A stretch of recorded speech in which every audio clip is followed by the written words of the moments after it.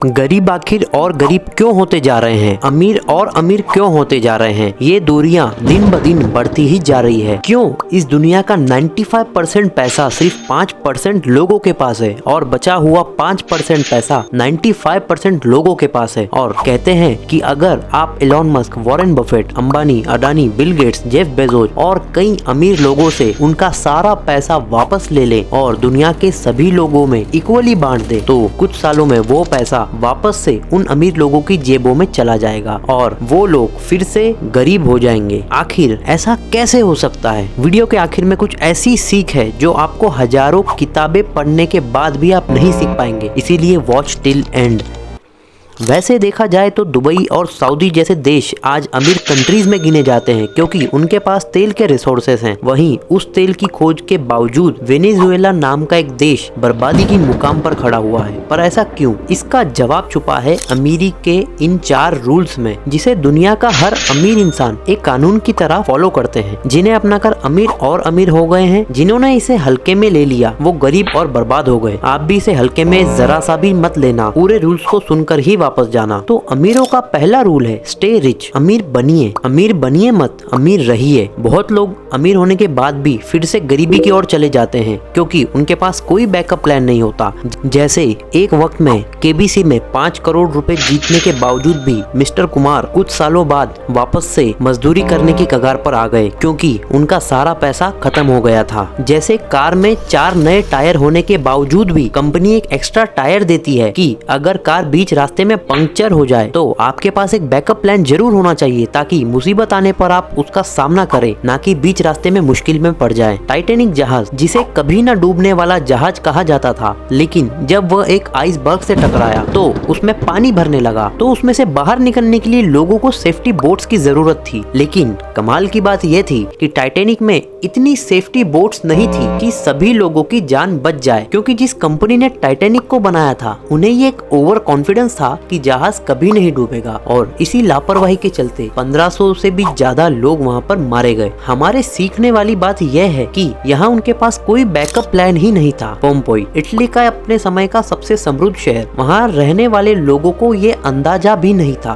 कि उनके शहर से सिर्फ 24 किलोमीटर दूर एक ज्वालामुखी धधक रही है जो कि कभी भी फट सकती है। और हुआ भी कुछ ऐसे ही। जब वो फटी तो उस वजह से पूरा शहर और वहाँ के लोग एक झटके में राख में तब्दील हो गए और वहाँ के सभी लोग एक इग्नोर मोड में जी रहे थे कि 24 किलोमीटर तो बहुत ही दूर है, ऐसा कुछ नहीं होगा। पर अफसोस एक दिन सब साफ हो गया। इसीलिए आपके बुरे वक्त के लिए एक बैकअप प्लान जरूर होना चाहिए। बहुत लोग निग्लेक्टेड माइंडफुलनेस की जिंदगी जीते हैं कि कुछ नहीं होगा, लेकिन वो कहते हैं ना, होनी को कौन टाल सकता है। इसीलिए बैकअप प्लान जरूरी है। बैकअप प्लान के तौर पर अगर आप भी अपनी एक साइड इनकम की सोर्स बनाना चाहते हैं तो कमेंट कीजिए, मैं जरूर आपकी इसमें हेल्प करूंगा। अमीर होने का रूल नंबर 2 जो कि है सेविंग्स। बड़े बुजुर्ग हमेशा कहा करते थे कि money save is money earn. 1920 में वेनेजुएला नाम के देश में तेल की खोज हुई। साल 1960 के आते आते ये देश बेहद ही अमीर हो गया। इतना अमीर कि वहाँ पर जरूरत के सामान प्रोडक्शन कॉस्ट से भी सस्ते मिलते थे क्योंकि सरकार हर सामान पर सब्सिडी दिया करती थी। 1980 के बाद कई कारणों से तेल से कमाई कम हुई तो सरकार ने लोन ले लिया। जब सरकार लोन की किश्त नहीं भर पाई तो कर्ज बढ़ता गया और हालत ये हो गई कि वेनेजुएला की करेंसी गिरते गिरते इतनी गिर गई कि हमारे एक भारतीय रुपए आज वेनेजुएला के 4.5 लाख बोलीवर के बराबर है। 40 साल पहले जो देश अमीर था आज दूसरे देशों की भीख का मोहताज हो गया है। दूसरी तरफ साल 1969 में एक और देश जिसमें तेल की खोज सामने आई, नॉर्वे। पर नॉर्वे आज दुनिया के सबसे खुशहाल और अमीर देशों में गिना जाता है, जिसकी जीडीपी आज यूएई और अमेरिका से भी बेटर है। और ये सब उसी तेल की कमाई से है जिस तेल के होने पर आज वेनेजुएला तबाह है। तो आखिर ऐसा क्या किया नॉर्वे ने जो वेनेजुएला नहीं कर पाया? इसका सिंपल आंसर है सेविंग्स, यानी बचत। तेल मिलने के कुछ ही सालों के बाद नॉर्वे की सरकार को समझ आ गया कि तेल के पैसे आज नहीं तो कल खत्म हो ही जाएंगे। उन्होंने अपनी तेल की कमाई का एक बड़ा हिस्सा बचाना शुरू किया और अपने बचत को एक फंड में जमा करने लगे। फंड का नाम रखा गया नॉर्वे सोवेरियन फंड और उसी फंड से इन्वेस्टमेंट की गई और इसी फंड ने नॉर्वे को इतना मजबूत कर दिया कि जब 2008 में दुनिया मंदी से जूझ रही थी, नॉर्वे को कोई फर्क नहीं पड़ा। वो बुलेट प्रूफ की तरह अपना कारोबार चलाता रहा। इम्पोर्टेंट बात यह है कि सिर्फ सेविंग करके आप अमीर नहीं बनते, बल्कि उसको सही जगह पर इन्वेस्ट करना भी जरूरी है। कहते हैं ना कि पैसा ही पैसे को खींचता है। नॉर्वे ने अपने फंड के $300 मिलियन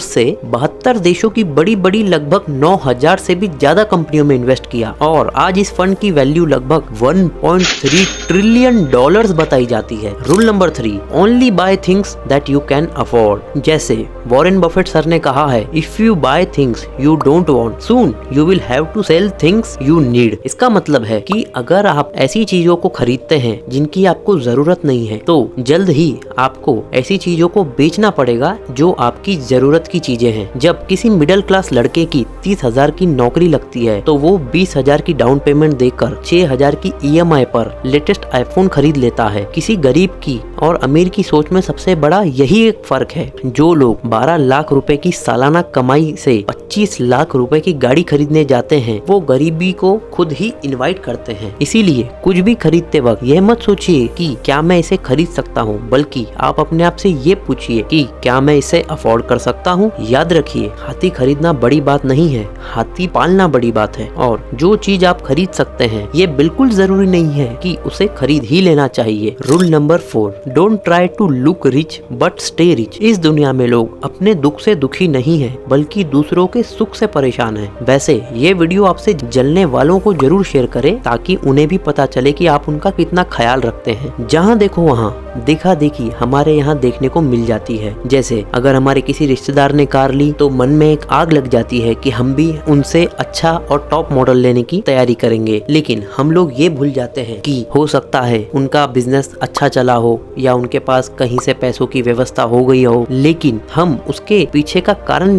ढूंढने की कोशिश नहीं करते कि उन्होंने ऐसा क्यों किया। अंबानी की चकाचौंध वाली शादी देखकर कई लोगों ने अपने मन में इंस्पिरेशन ले ली होगी कि ऐसा कुछ मिलता जुलता करेंगे, लेकिन लोग ये भूल जाते हैं कि अंबानी ने अगर 5,000 करोड़ रुपए शादी में खर्च किए हैं तो भी वो उनकी नेटवर्थ का सिर्फ मामूली 1% भी नहीं है। आप बराबरी करने निकलेंगे तो लोन लेने की नौबत आ जाएगी। इसीलिए लोगों को दिखावे के चक्कर में ना रहें। दिखावे की जिंदगी से जितना ज्यादा कट ऑफ हो सके उतना ज्यादा कट ऑफ रखें। एक और इंटरेस्टिंग वीडियो जो कि नटवर लाल, इंडिया का सबसे बड़ा ठग, जिसकी ट्रू स्टोरी है, आप यहाँ पर क्लिक करके इसे देख सकते हो। वीडियो अच्छी लगी हो तो लाइक करके, आप कहाँ से वीडियो देख रहे हो कमेंट्स में जरूर बताना और चैनल को सब्सक्राइब करके ही जाना।